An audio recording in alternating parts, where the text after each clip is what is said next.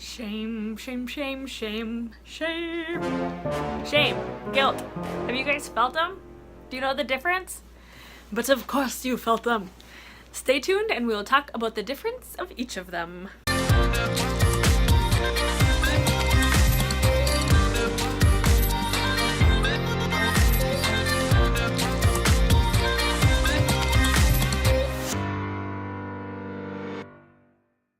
Hello friends! Today I want to talk about the difference between guilt and shame. Well, likely you have felt both of them, but maybe don't know the difference between the two.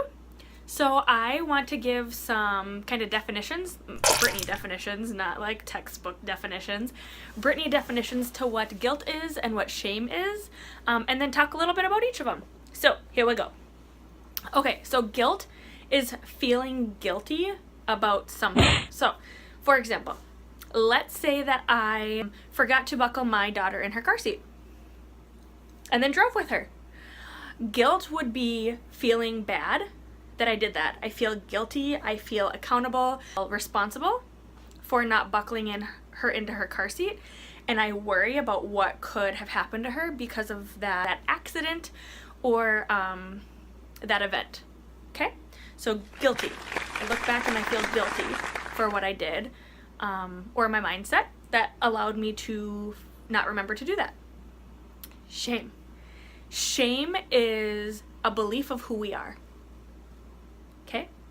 So if we take that same exact situation or scenario and say I forgot to buckle my daughter into her car before driving, shame would be me thinking, saying, and accepting that I suck as a mom. That I'm a terrible mom, that I shouldn't have been allowed to have kids, that I'm not responsible enough to have kids, that is a ding on the person I am because that incident made me who I am. Got it? Guilt is the feeling of doing something wrong. Shame is the feeling I am wrong. Okay? So, what that can bring out in us. Guilt can bring out in us the ability to change, the ability to give ourselves grace. So if I'm feeling guilty about putting my daughter in her car seat and not buckling it and driving across town, the guilt in me starts to look at the whole picture. Not make excuses necessarily, but a little bit, right? Looking at what were all of the pieces that caused that decision. Life was chaotic at that time. Life was extremely busy at that time. It was an accident. So either one of them, shame oftentimes is deeper in us, is a self-belief about us, where guilt is more of a feeling. Shame is an identity. Okay? So what can we do about it, right? What can we do about it? What can we do about it? So what we can do about it is those things you hold yourself so accountable for, those actions, those thoughts, those feelings that you hold yourself so accountable for.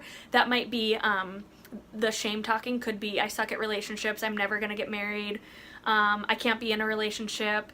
It might be that nobody loves me, I'm unlovable. It might be that I'm never going to find a profession I'm good at, I'm not good at anything. All I am is my mental health or my mental illness. Those are shame thoughts and identities. So how we work on some of those is one, get a really good therapist. But what we can do without a therapist, right guys, is to start questioning your shameful thoughts and your shameful identities.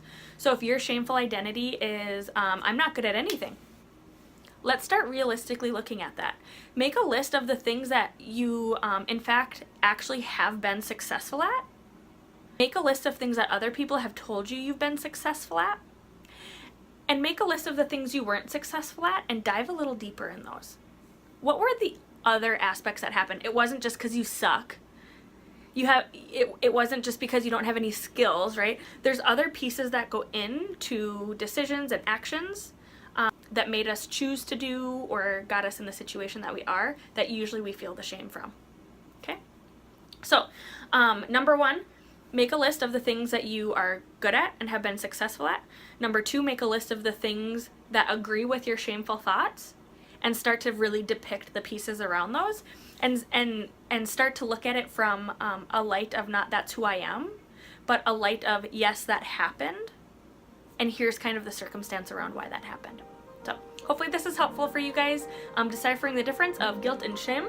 Please let me know if you guys have questions or if there's other videos that you would like to see. Comment below and to let me know those. And I literally have a list, you guys, of videos that you guys have been asking for, and I will get to them. So be on the lookout for videos if you have requested them previously. Thanks so much.